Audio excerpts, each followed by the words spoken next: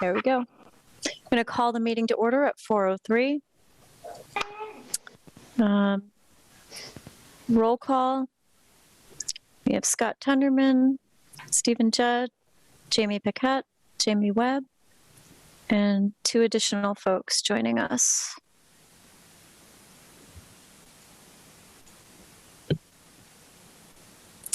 And Maren will be joining late.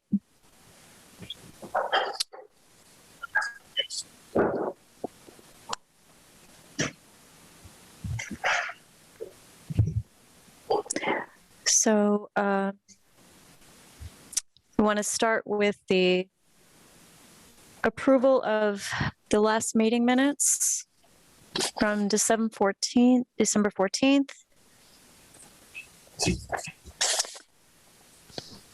A motion to approve the meeting minutes from December 14th. All in favor? Aye. Approved, aye. Okay, meeting minutes approved from December 14th. Do we have members of the public here today attending the meeting that would like to speak? Hi. Hi, I'm Apala, and so I was interested in joining some committees, and I'm just sitting in on a few different committees to find out. I'm actually new in Easthampton, but my husband Matt has been living here for a long time, and he was on ECA for a long time, and he had a very good experience. So he asked me to check out, and I saw this one had a vacancy. So I just want to see if it fits my interests or not. Great, thank you and welcome. And is there anyone else who would like to speak joining us? Hi, it looks like my video is not working, but my name is Calvin. I am an electrical engineer. I work for Ty & Bond, and I'm interested in getting involved in just local politics. I'm big on climate change, big on energy stuff, so I saw this meeting, and I've just been trying to sit in on more of the energy-focused political meetings that the community's been having. So kind of finishing up my workday. I'll probably just be on mute and observe, but I'm happy to be here. Thanks for having the public involved. Great, thank you for joining us, Calvin. Welcome. Okay, so I'm just going down the meeting minutes from December 14th. Continued discussion of our activities.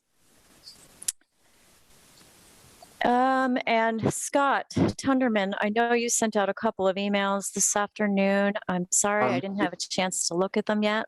Maren's in the waiting room. Can you let him in? Oh, yep. Thank you.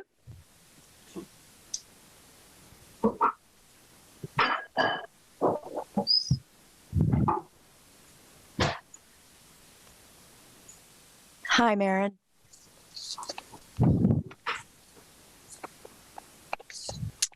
And Scott, would you please add Maren to the roll call? Thank you. So. Great, thank you.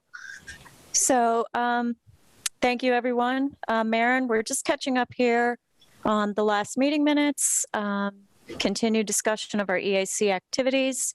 And Scott Tunderman, I know you sent out a couple emails this afternoon, and I didn't have a chance to review those, though. Do you want to update the committee on some recent developments? Sure. One of the things that I have been working on was getting in touch with Eversource about setting up the online portals to be able to view the city electrical accounts. And the rep I spoke with at Eversource said that basically we just need the list of account numbers, and we can set up a username and password and then add accounts to it. They're limited to, I think, 25 accounts per user ID. So we'd have to do 3 or 4, I guess, given the number of accounts the city has. So I emailed the mayor and the folks in her office about getting those account numbers. And Zoe said she'd be working on it and was hoping to have it for us by the time of this meeting, but I haven't seen an email from her with the account numbers. So that's still pending. But it sounds like we can go ahead with that. So that's exciting, a little bit of progress. The other thing that kind of in response to that, Mayor LaChapelle emailed me/us about, let's see, that she was planning to reach out to us to request a joint meeting with the Board of Public Works around the city's contract with Honeywell, as well as energy efficiencies and healthy building standards. I said I'd bring that to the meeting today and we would discuss. And then she indicated that Zoe could coordinate a meeting date, so proper public notice is given, and then Honeywell can present to the Board of Public Works as well as the EAC at a time that works for everybody. I had a quick question about that. Because I know there was that Honeywell proposal that we kind of passed around last year, right? But this is separate from that. This is like an existing contract that they have with the city? Or no? I just read you the entire substance of the mayor's email to me, so I don't know any more than that, but it looks like Marin might. Yeah, so what the mayor reached out to Honeywell or to have an RPF to be able to get somebody coming in to look at all of our buildings, do a review from an energy efficiency perspective on all of our buildings. So that's what they're potentially going to do. Okay. And, there'll be lighting upgrades. They'll be looking at, heating and cooling systems. They'll be, looking at building envelope, all those different pieces. It will not include the school buildings. That was separated out by the mayor. So I think that there'll be, a limited number of buildings they'll be looking at. And then, so it sounds like she wants us to sort of coordinate with them and be able to review some of that process. Okay. Yeah, because her message said it was like, around the city's contract with Honeywell. So it made it sound like there was an existing contract. Right. I was like unclear about, but this is something that they're proposing. I guess it seems like it's along the lines of what that thing that we circulated previously then. When they came and they asked us to kind of weigh in on whether it was worth doing, but I guess it's going ahead. I think that if I'm remembering correctly, that was a specific project that they were putting forward. This is something different than that. So this is that the city originally in relationship to COVID and some other pieces was sort of putting out a review of all of our buildings. And so I think it's its own process. I think we do now have a contract with them to do that review. So I don't know what the current status is of what they're doing. From the sound of that email, it sounds like it's still sort of preliminary, but I don't know. I'm not sure. I don't know if Jamie, if you know if any update on that or no. So trickles of information. Well, I think it's a good sign that, the mayor is reaching out to us because it feels like there have been a couple decisions lately that are energy related that missed us. So, I'd like to respond enthusiastically to this one and participate if some or all of us can in order to, positively reinforce this opportunity. For sure. Yeah, I definitely agree. I agree as well. And that kind of segues into one of the things I'd like to pose to the committee was that communication is kind of timely because I was considering reaching out to the mayor and asking her to meet with the committee again now a year later, just to make sure that the initiatives that she lined up last year were the same. Were there new things? And clearly there's some new things that we haven't really been aware of. So would that be what's the timeline? What's the timing of this? So does anybody have an idea of? Yeah. My guess would be in the near future, but it looks like Zoe's going to reach out to us to set up that meeting. So Okay. I guess the And next step, Scott just reply, and then Zoe will reach out to us and we'll schedule a date. Okay. Okay, great.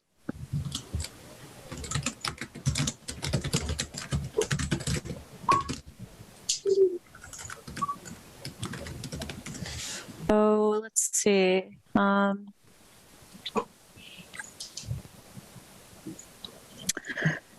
Misty, what I would agree with you on that, though, is that this committee at different points and under different mayors can kind of languish and not be utilized. And as we know, with the aggregations or different billing things, like they're great sometimes forgetting that we even exist and just sort of charge forward uninformed but making a huge drastic decision. So particularly you as the chair sort of touching her often enough to remind her that what can we do to help, what's sort of going on. I think that's an important piece to stay on her radar.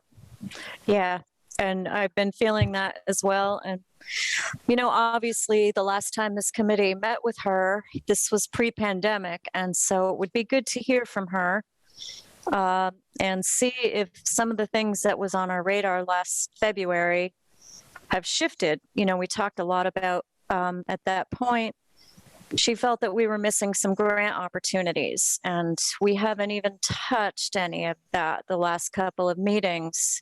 That was something I was interested in taking a closer look at, but I'm not sure where we're at with that at this point. So, yeah, I agree. So I'll reach out to her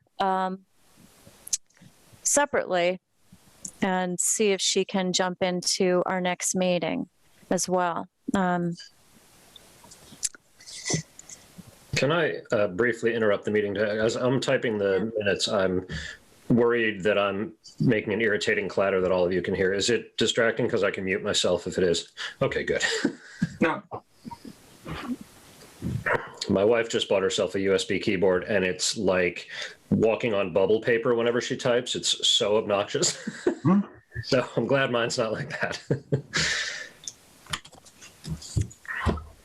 Okay, so we also talked about EV charging stations. Yep, I think we had followed up with Jeff. Jamie had followed up with Jeff, and he was something was just to wait until the spring. Okay.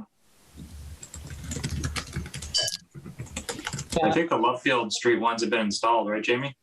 Yeah, last I had heard they were, I think they were online, working, but I think we're then waiting for better weather conditions to do a PSA about them.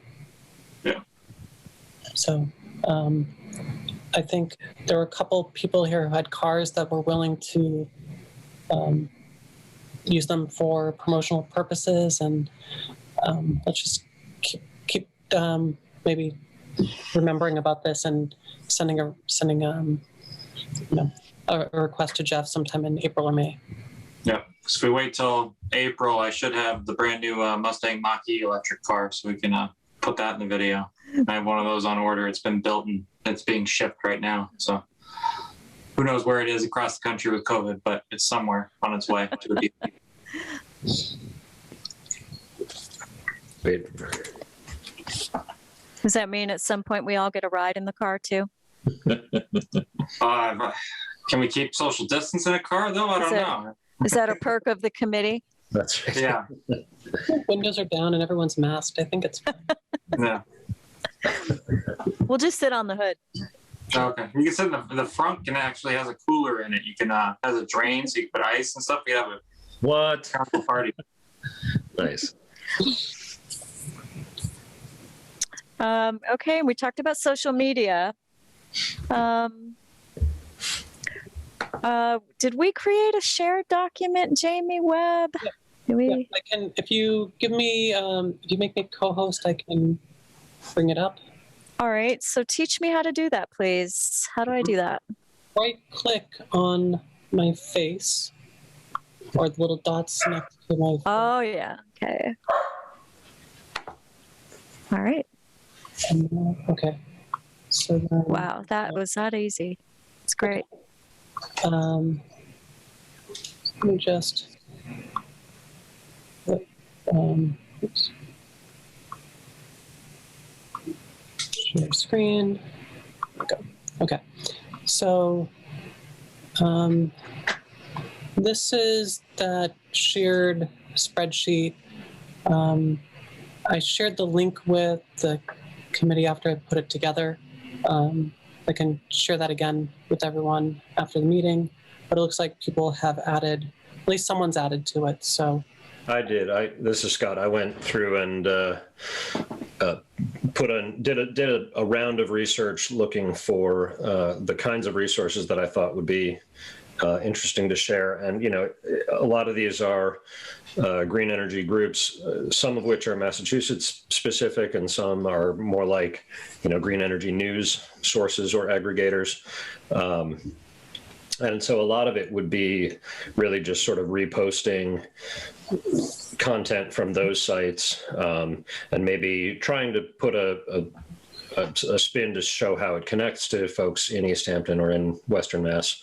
But, you know, these are a bunch of resources for content that we could share. okay. And I guess as I've been thinking about this, and particularly having missed the meeting last month, I think it would be positive if we could sort of come up with like a set of standards, or kind of agree to how the social media account should be used, and then be able to do that during the month between the meetings without having to, you know, sort of wait to approve everything. Because, you know, it's now been another 2 months with no content coming out. So anyway, I'd like to offer that for discussion. If folks think that's acceptable and appropriate. So the Energy Committee has their own Facebook account, correct? That's right. And so I think that this was sort of a way for people to generate ideas in between meetings, and then the committee would discuss them and determine whether or not that was something that wanted to be posted on the Facebook page. And then over the course of the next couple weeks would like use these to push out updates or content. Right. Yeah, that was sort of the original proposal. But, you know, they're like on January 2nd, I put in a thing about an event that was on January 15th. And obviously we didn't have an opportunity to discuss that before the event came and went. That was just like a webinar about doing solar or green, an offshore wind webinar. And, you know, so that I think would have been interesting content for us to put out, but there wasn't turnaround. And in as much as we're not supposed to have, you know, committee discussions outside of our meetings by email, there isn't a mechanism to discuss specific postings in a reasonably timely way. So maybe we could discuss the sites that I've listed and give them a thumbs up or a thumbs down, or sort of more blanket say, yeah, this looks like the kind of stuff we'd want to put out, or somehow make us a little more nimble on this. Maybe just as a start, do you get the Mass Save emails, Scott, about like discounts on different thermostats or lights or plugs and all that? Do you get those? Yeah. I think I do, yeah. And I just did a Mass Save audit for my home. Yeah, maybe we can make a standard approval of anytime you get one of those Mass Save emails that has, you know, get $150 off of a Nest thermostat, that we approve that just as a general blanket. Anything from Mass Save can be reposted on our Facebook page, because I think that could help people know savings opportunities that are out there that they may not know about. And then that, and then maybe also another thing I was thinking is the solar output on our high school and Oliver Street landfill, that if make that a standing thing, that at the end of every month you can just post how much they produced, just to give an example of how much has been produced on city property or city facilities type of thing. Mm-hmm. And if we just make those standing things, at least that gives you a recurring thing to always post without having to have regular committee approval.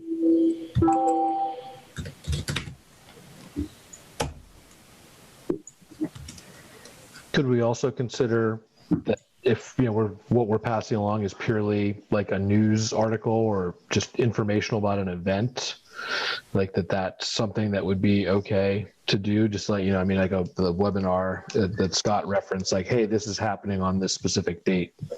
Our posting that isn't necessarily an endorsement of it. It's purely just informational. Or again, like, here's a news article about, solar in Massachusetts, or, another town or something that's going on here that's related to the committee. Nothing that's editorializing or opinionated necessarily, but purely, it's the news side of the organization versus the editorial side. I don't know if something like those could just be given sort of carte blanche to, it's fine to just post that in real time if you see something that looks interesting. I mean, we don't want to overdo it as well, but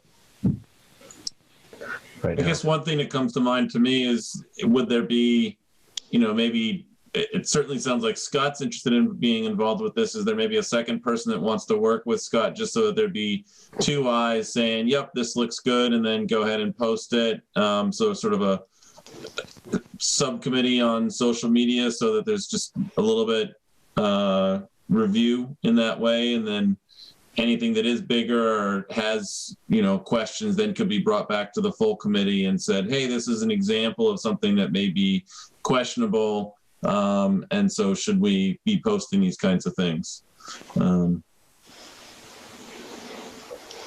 I kind of agree with Maren that maybe having two people with eyes on is probably a good idea. And, in this age of instant information and this 24/7 news cycles, you sometimes have to post things quickly for them to have any real impact. I would say if that's something we do, we should add a disclaimer that says this is for informational purposes, not an endorsement, just because everything now, including news outlets, become very polarizing. So, I don't know, what's the committee's thoughts on that?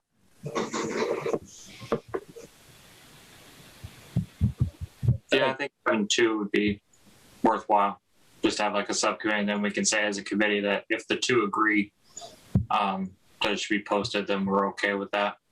And if it deals with just meeting information or presentations that are given, webinars type stuff, that would be for the subcommittee to decide. Whereas if it's something like an editorial or something like that, then that would have to come to the full committee. Right.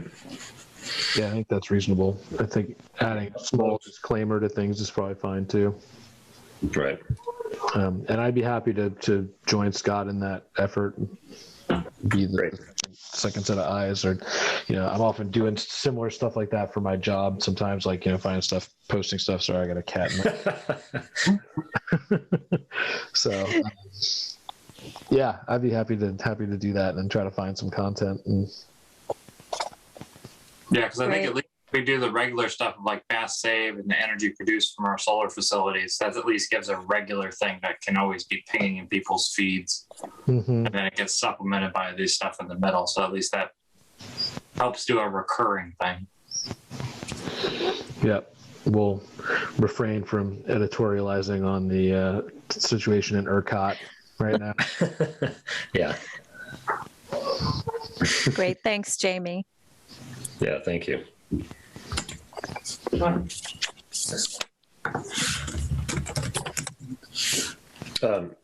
Just to be clear, it's safe for me and Jamie to email each other about links, and that doesn't violate the open meeting. Yeah, so there are 5 members on the committee. So quorum is at 3. So as long as two people are communicating without the rest of the committee, then that's fine. But as soon as that 3rd person gets in there, then we're Okay. violating open meeting law. Got it. If the committee wants to make a formal vote in the record to create this social media subcommittee consisting of Scott and Jamie and delegating some power to them to make those decisions, then it'll be in the record in the minutes for the meeting. I'll make a motion to create a social media subcommittee consisting of Scott and Jamie to be able to post to our Facebook account for monthly updates on solar output, on any time a mass save update is done, or mass save email comes out for savings for customers, and then for any types of meetings or webinars as they come up if they both approve, without the committee's individual consent for each one of those. And then anything that has to do with editorializing, that would come up as a approval at a meeting before posting. Seconded.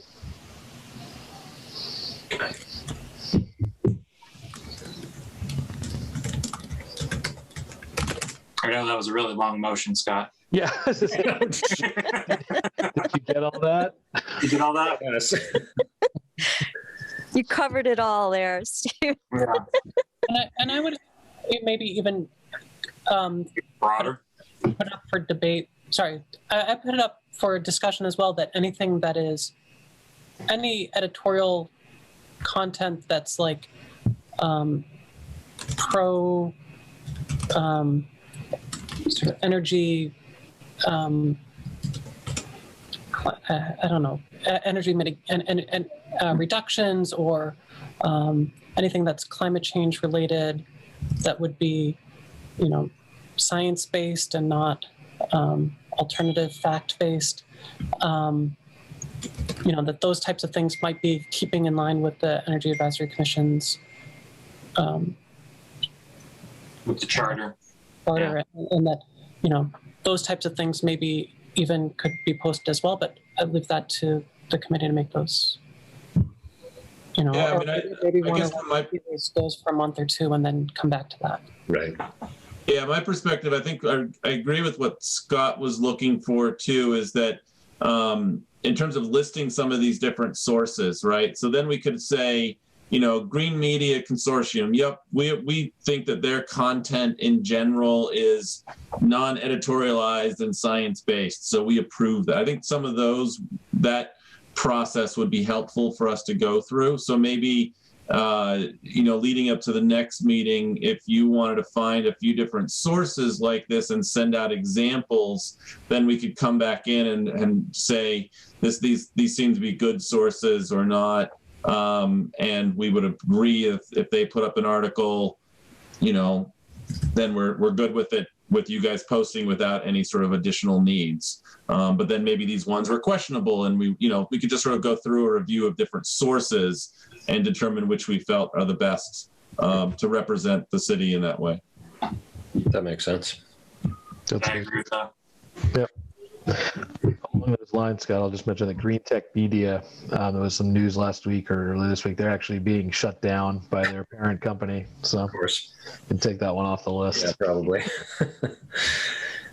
Another thought that occurred to me, and I don't even know if there are enough folks following the Facebook page for it to be meaningful at this time, but I thought maybe doing a survey to ask folks, in the city, what kind of content would you find interesting, or what services can the EAC provide to you as a citizen of Easthampton? Do you want to know more about electric vehicles? Do you want us to, and just see if that generates any engagement.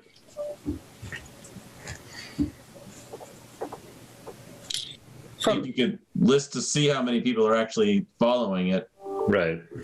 on the site. So I don't, It might I be can't worth. imagine it's many. No. And, there hasn't been much to follow. So maybe after a little time of getting posts going and being more interesting, we can then see if we've, generated any eyeballs. And you could also repost to the Easthampton Friends and Neighbors or the Easthampton group. Right. Groups you can repost in that. Right. And that would expose it to more people that would then go to our webpage. Yeah. You can also, if you want to have other, like a planning department repost something, or the mayor's department, mayor's page to repost something, after you make the post, if you just copy the link to the post and send it and ask people to repost it, I think that would help to get some more eyes on those posts and maybe bring some more viewers. And I know in the past the mayor has been interested in sharing information, and same with the planning department. We found though that from the planning department page, the content that gets picked up the most or shared has the most views is the stuff that's new information, not just reposting other people's articles or Right. things like that. So, That makes sense. it's so anything that's like the buildings, the energy generated by the buildings, or the other topic we talked about, but where those are new content that's being generated would be, I think, very interesting to a lot of people. And if the solar generation numbers are shared with the mayor, like that's something that she'd probably want to post on her page, as opposed to here's an article from Green News. Right. Along those lines, with the new school construction going so strongly, there's been some good updates about that it seemed pretty popular, but I haven't seen anything about the solar system that's going on there. Do we know anything like when that's going to happen? Maybe we could do a post or two about that as it's getting installed, or some piece specifically on that part of it. I can ask. The next meeting is next week, so I can ask next week a timeline on that. Okay. Mayor, would it be worth doing a video with Bert, just like he's been done with Patrick, on talking about the energy efficient features within the new school? Like, since you have walls exposed and stuff like that, they could talk about the building envelope and what they do in new construction for energy efficiency when stuff is still opened up. Besides just the solar facilities, the panels going on the roof, but here's some of the stuff they do in the walls. Here's what they're doing with the windows and the shading on the windows to prevent sun from heating up for greenhouse effect inside of a room, and all the kind of things that go into energy efficiency into new construction might be worth. Plus, it's then another video inside the building, which everybody likes to see anyway. Yeah, I think that's if somebody wants to take that on, sure.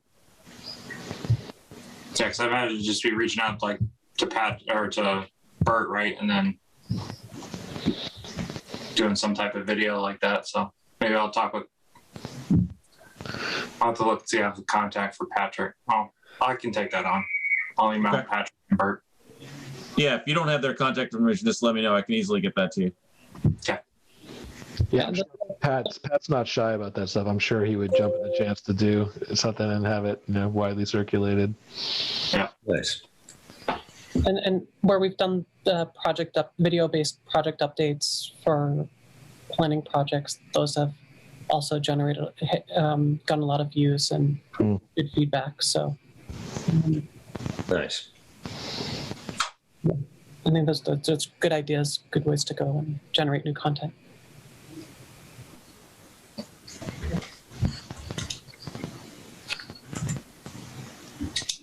Okay. So we also had from our last meeting minutes on solstice energy.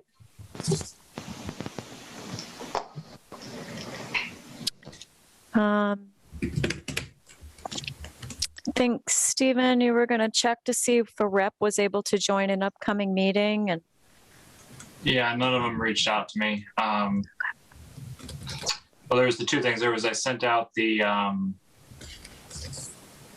got to find it. I sent that a while ago, didn't I?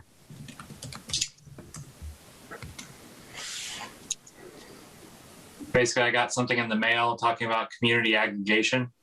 I thought that would be interesting of trying to, that's another thing of like a way of doing it. I have to find that email. You guys remember when it was sent? I can search for emails from you. Was that the not the Nexamp community solar flyer that you sent? This is something different, right? No, maybe it was Nextamp. Yeah, Solstice. I reached out for them and they don't have any projects. And then he never wrote back to me when I said, could you just come on to a meeting? So I think, yeah, the Nexamp thing, that's the thing I was talking about, the other thing I got in the mail. Okay. Yeah, and that's more about like the signing up on an individual basis, right? Yeah. I mean, my concern with anything like that is just about Endorsing companies. Yeah. Yeah, I mean, my company does does community shared solar. We're focused on C&I companies, so it's not like any kind of conflict of interest in terms of talking about it. But it's just, I think there's a lot of companies out there. Well, there's not lots, but there's definitely companies that are out there, and we'd want to be careful about, any kind of endorsement of it. Yeah, would be an issue. Is it possible instead of endorsing of doing something like here's a listing of companies that could do it, but then by virtue of putting them on the list, you don't know if it's an exhaustive list. So if they're on the list, that's technically endorsing them. Yeah, I can see the issue with that. Yeah, I think more so we probably want to just stick to like something informational, right? Like if you can't do solar at your house and you're interested in community solar, kind of here's the process, and just be like, find a provider. Yeah. Do a Google search for community solar or something like that. Yeah. It's not hard. You'll get, but just like the general process, because it really is easy, and they're advertising a 12.5% discount, which is better than the 10% discount I get with mine. So that, the fact that it's just a money saving thing, I think would be something people would be interested in. And I would put it out there, if we were to put together a list of companies, putting a disclaimer on a list, it's not endorsement, it's just what we're aware of. And if you'd like to be added to this list, if you're an energy provider and you want to be added to this list, contact us to get onto it, and we'll add your name, add your company. Or maybe does the state have a list of, like they have a third-party energy supplier list on the state DPU site. I wonder if they call out solar aggregate or solar community solar companies specifically. Maren, would you know that, since you guys focus on C&I? Do you know if the state has a published list? Because then we could just reference that. I don't think they do. That doesn't ring any bells. Okay. So, but Energy Sage has a page on Massachusetts that then lists some providers. That's a little bit more of a consortium kind of cross section group. Yeah, they list just a couple. I'm looking at it right now, but there's more. But it's also just a good sort of general interest or general informational page on how it works and how you can do it. So it might be good as like the sort of centerpiece of just like, pointing that people to that, or, cribbing some things from that as part of a post. I just will say, Energy Sage still though then charges referral fees so we are sort of helping generate revenue for Energy Sage, even though it is a little bit more of an umbrella organization. Like, okay, their model is to then get referrals. So they're getting a kickback from everybody who signs up from their page or something like that. Yep. Yeah.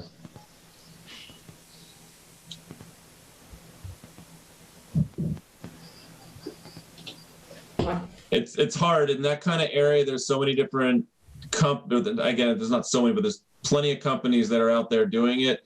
And then the stuff that is more generic, like stuff that you'd find at like the Department of Energy Resources website is so wonky. Like you wouldn't want to send anybody there to read about community shared solar because they would just get confused and lost. So,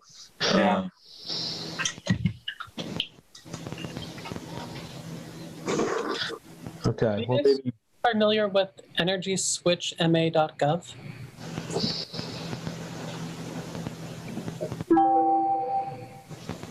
Looking it up.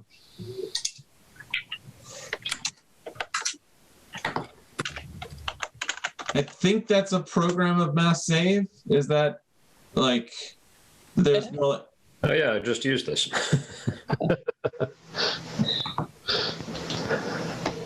Is that something that would be what we're along the lines we're talking about, or?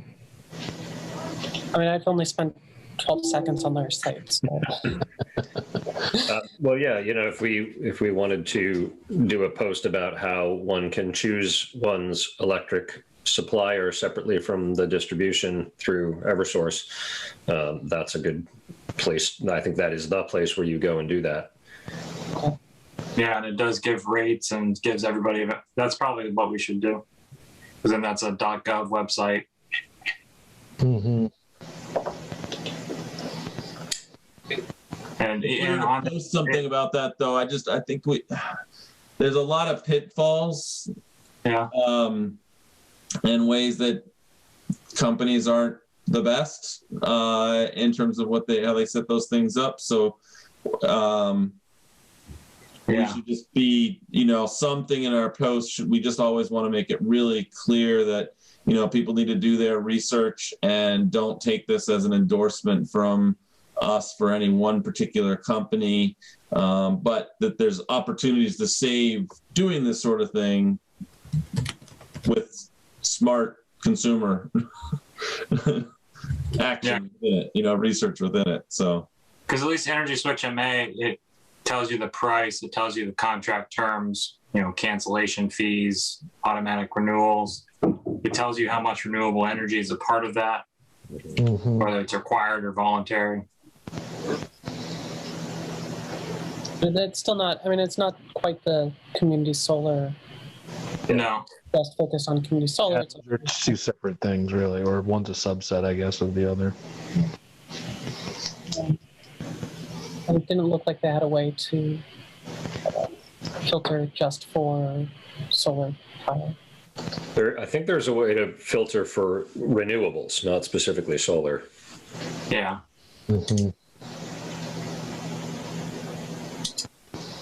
Oh, yep, you're right.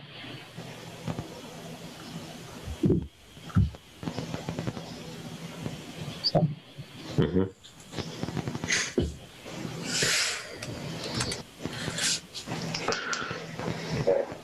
Maybe that's a social media subcommittee. Right. We can take it from here. Yeah. It's growing, Jamie.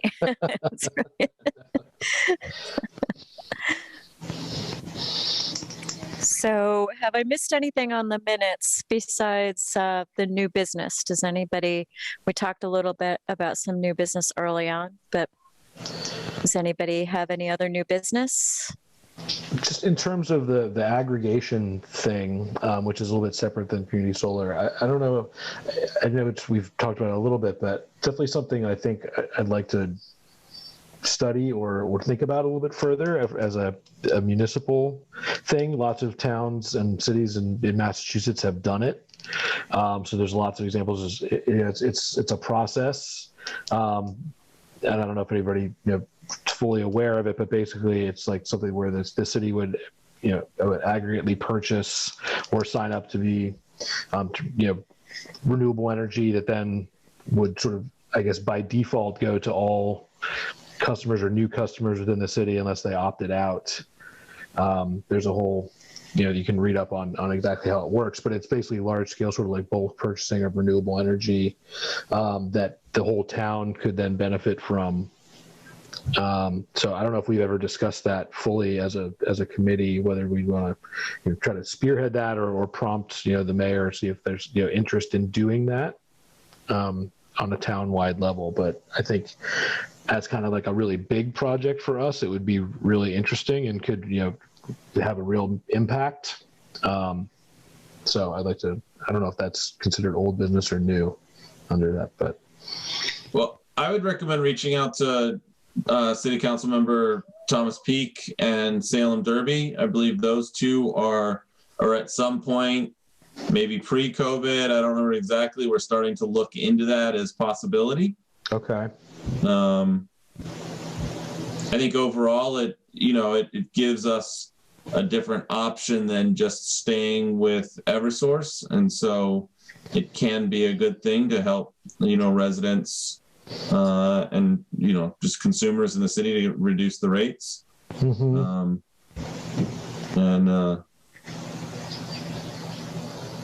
So in general, it can be a good thing.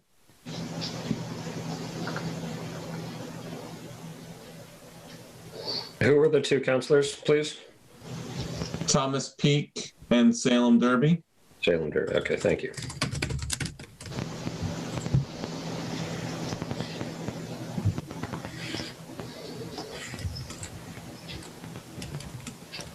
Yeah, Tom is my counselor. I know him a little bit, so I could reach out to him. I don't know. Scott, I don't know what district you're in. I don't anymore. We just moved this fall, and I'm not sure what district we're in. Okay. I'm ashamed to say on a city meeting. So if this were something the committee wants to look into or back, is that, I think, yeah, starting with the city councilors would be a good place to go, and sort of getting just buy-in from the committee that that's something that the committee wants to work on with those councilors. Obviously, it's the city council is probably the group that would work on it, but the energy advisory committee would be the sort of either advising or helping to be that constituent that helps to keep things moving.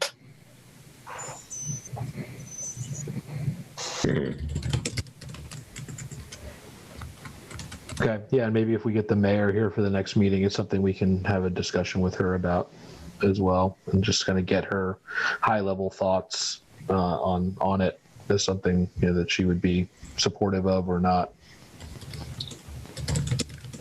Yeah, I think we would need to have some more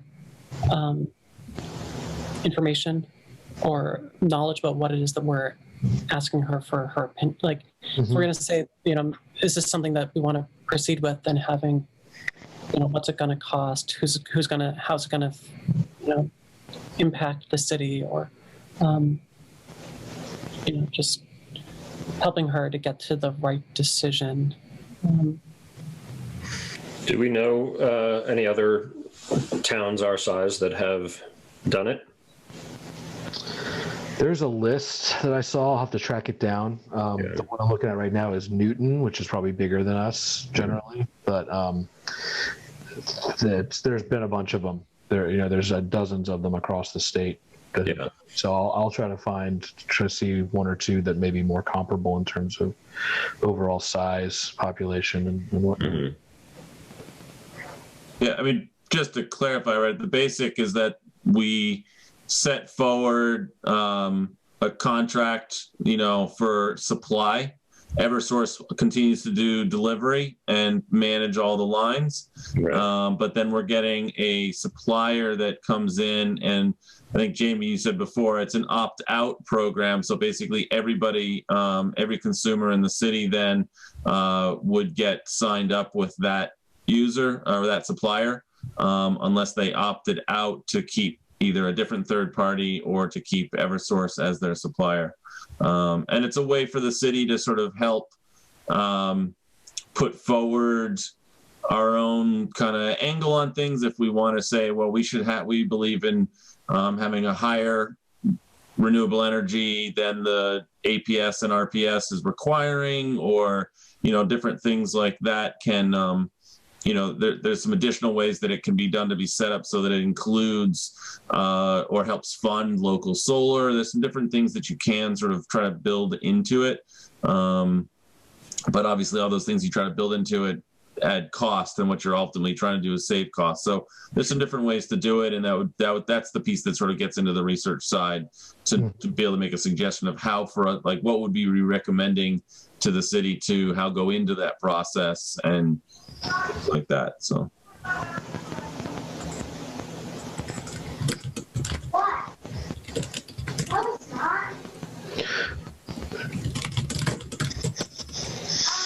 Well, I didn't take it. I hear little people. Yeah, that's my guys. Yelling at each other from different rooms. So. Looking for the cat. Mine are the stampede of elephants you can hear on the floor above me. It's okay. It's drowned out by my typing. Okay, so in terms of next meetings, we talked back in December about doing every third Monday of the month before the holiday debacle. Because in the bubble, I don't have any holidays. I forget that other people have holidays. Right. So does that still work for everybody? April will be another month where we'll have to look at an alternative date. But for March, we're looking at the third Monday. And then going forward, gets us on the schedule, makes it a little bit easier for everybody. Does that work? 15th, were we doing 4 o'clock or 5 o'clock? I couldn't remember. Did we move it to 5? I have in mind like 5. So, I think we moved it to 5. Does that work? 5 is better for me. Fine for me. What is the date of the third Monday in March? 15th. The Ides. Yeah. And then for April would be the 19th. But that's Patriots Day. So Is that Patriots Day? Yeah, so April I'll have Patriotic to look by at it. meeting and carrying forward energy policy. What could be more patriotic? Yeah, I'll look for Question different there, Scott. dates. Dangerous question. And that's the kind of editorializing we need to steer clear of. Yeah, try to define what patriotic means. I'll look for alternative dates for April, and I'll try to keep the emails to a minimum. So I'll look for that. But the next meeting, I'll reach out to the mayor and see if she can join us for the March meeting as well. And I've had really good success trying to do meeting scheduling with like what's it? Doodle. Doodle. Thank you. Yeah, I love Doodle. So anything trying to find a meeting date, time, location, that is not subject to open meeting law. So Doodle is perfectly allowed for us to, if you want to put together some dates and times and send that out, then reducing the email back and forth. And All right. The committee is a committee amenable to me trying Doodle on you all. Sure. Fine. All right. Yeah, it works. Thanks, Jamie. Yes. All right. So I am going to make a motion to adjourn the meeting. before you do that, Yes. I sent out an email an hour or two ago about the solar energy ordinance. I don't know if people had a chance to see that. And I just wanted to just speak real quick about that. And then maybe we can add it as an agenda item as well to the March meeting. But basically, the two city councilors submitted an amendment to the solar energy ordinance, and the planning board and the city council met to discuss that amendment. And then they continued their hearing, the public hearing piece of it, to an April 13th meeting. And in order to give planning staff some time to take the amendment and look at what's existing and what's currently in the ordinance and what the best practices guideline for solar that PVPC put together last year. And I just thought it might be, this is something that's in the Energy Advisory Committee's wheelhouse, and that if you weren't aware of it, that it would be, if that's something that people either individually or as the committee want to take part in, that you should be aware of it. Yeah, thank you so much for putting it forward. Oh, go ahead, Steve. I was just say, I also got a follow-up email from Owen Zarrett, like about 30 minutes before the meeting, just saying that he actually had intended to send this to me a way long time ago when they were first drafting it. And he said he checked his sent items and he realized he didn't actually send the email that he had drafted to send to me. So there was an intent to share it with us earlier before it was put before the city council. Because, I had come across this ordinance when it was posted, and it was a little bit of a surprise when it hadn't even been mentioned in the Energy Committee before. So I definitely agree it'd be good to have it on the March meeting to discuss further, and hopefully either Councilor Zarrett or Derby would be able to join and kind of go through that also after you guys discuss it more in the planning department.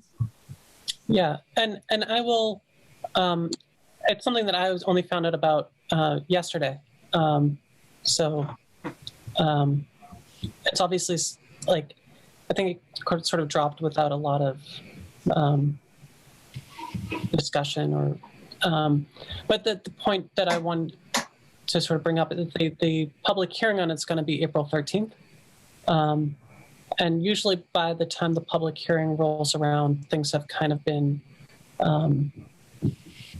kicked around a bit, and there'll have been a proposal that at least the planning department will have put together to sort of take these amendments and merge them. But So, Jamie, if I could put a bug in your ear then on it, I mean, in general, it looks great. And I'm certainly for us moving forward with, requirements of solar.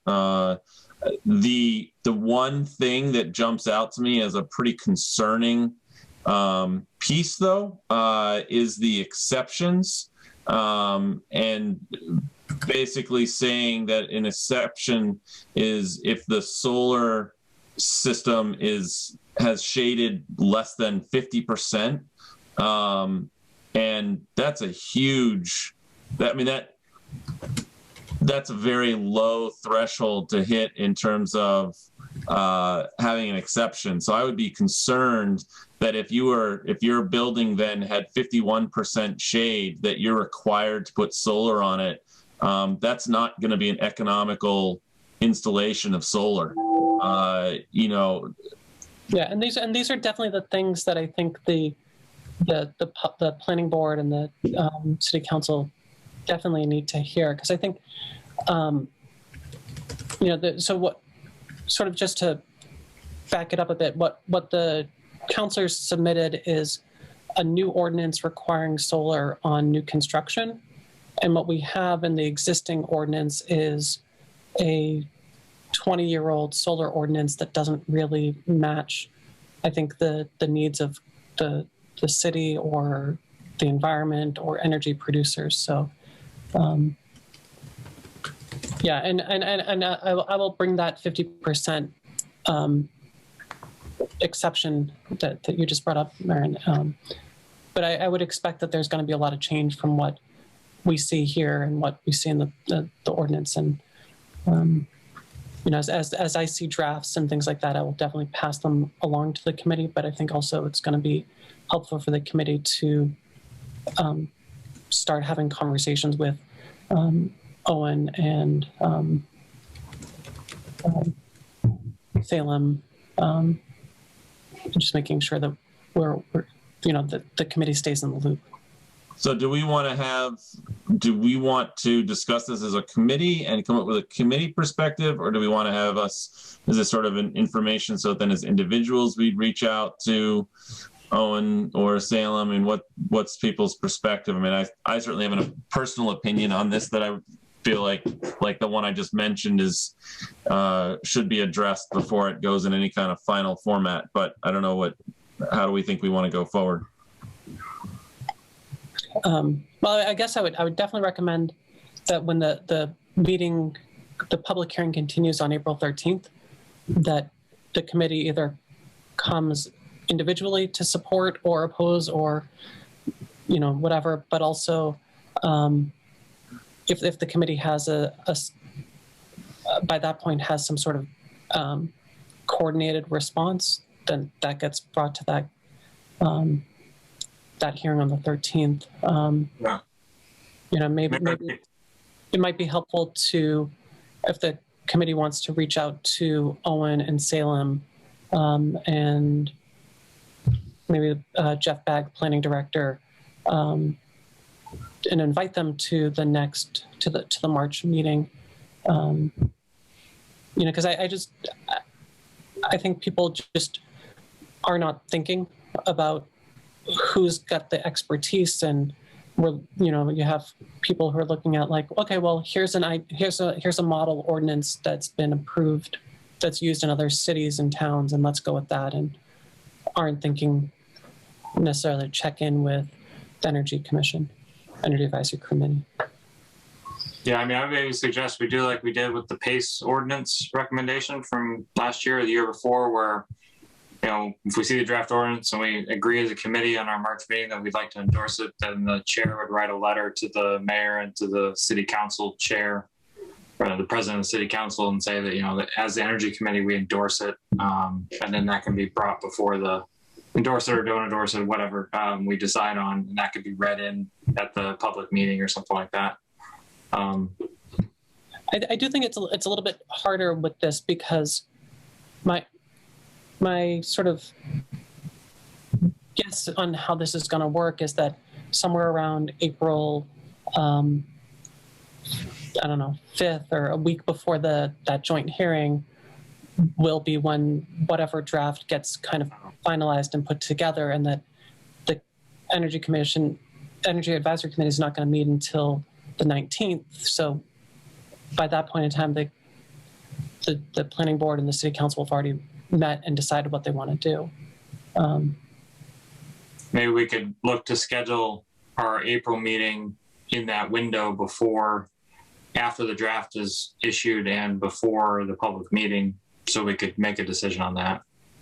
Yeah. Might be another target to do if we can guarantee when the draft would be available.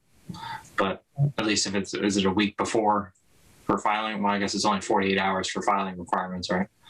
Yeah, I mean, it depends. So, usually we try to get things to the committees a week ahead of time, so that there's some time for the committee members to look through it. So if the joint meeting's on the 13th, we'll probably, who's ever putting together that draft would try to usually have something done the week before. But there's no guarantee. Yeah. And that's why I keep kind of trying to, I think this commission should come to that meeting should plan to come to that planning board city council meeting on the 13th. And like I said, whenever I hear or see something, I will forward it. And then maybe the committee itself wants to invite some of these, Owen or Salem or Jeff, or all three, to the next meeting to have a discussion about it.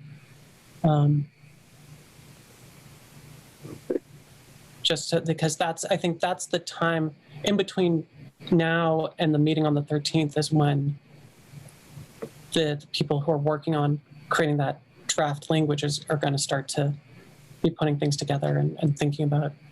So that would be the time to sort of put in, I think, what's important to this committee, and any problems that we've seen in the existing ordinance, or comments about how the proposed requirements would not be feasible or could be strengthened. Do you think we'll have anything better by the 15th of March, or would it be important then, like you're saying, to just have one of them show up as a representative and put it on our agenda? I personally can't be to the 13th in April, just because that's also a school committee night. So, it might be something we better to be able to do, suggest changes preemptively as opposed to waiting to the last minute to see the final draft kind of thing. That's yeah, and that's why I think inviting them to the March 15th meeting would be really good. That way, like, I think we'd be able to sort of put the bug in their ear about, these things are really good. We like where you're going with it, but it needs to be considered from this perspective of, Yep. Yeah, I think there's two big things that jump out to me. So yeah, Misty, do you want to just maybe invite them and see if one of them wants to represent and attend our 15th meeting? Does that work? Yeah. Awesome. And we'd also said previously about inviting the mayor to that meeting. So that might be a lot to do in one meeting.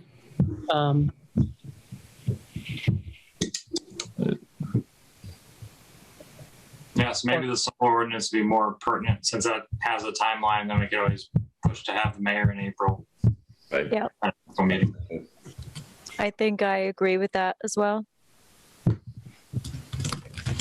Sounds good. Maybe we can have more info on the municipal aggregation between now and April too, versus March, if we want to try to start pushing that angle a little bit. Sounds good. And then if anyone has any comments about this that they want to submit individually as part of this process, then I think that would go, that's obviously more and that's welcome, and that's everyone's individual prerogative. So maybe after the meeting on the 15th, we'll see how that meeting goes. Yeah, I was thinking, we could kind of do both, but I do think it gives more weight to the message to come from the EAC as, kind of a quasi-official statement than, just a concerned citizen's comment. Mm-hmm.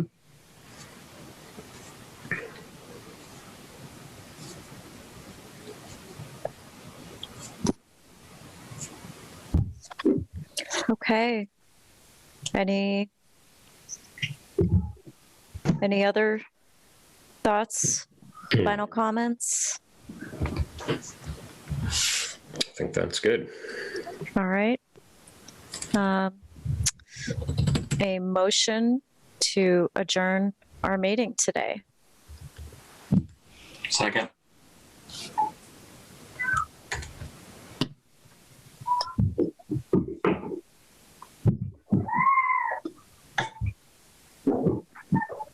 I second it, so. Do you guys want to stay in the meeting? No, just then we have to make a motion. Then we have just to do a roll call or something like that to end the meeting. Right. Yeah. Oh, I have to do a roll call again? Yeah, okay, thanks. All right. Scott? In favor? Thunderman? Jamie Paquette? Stephen Yeah. Judd? Aye. Maren Goldstein? Aye. Jamie Webb? Not technically on the committee, so Okay. All right, and Mary, thank you you. get to all these school committee meetings where you have to do all those votings and stuff. Great. Thanks for the lift there. And thank you to the public for joining us for this meeting. And the meeting is adjourned. Have a good night, everyone. Thanks all. Nice to see you.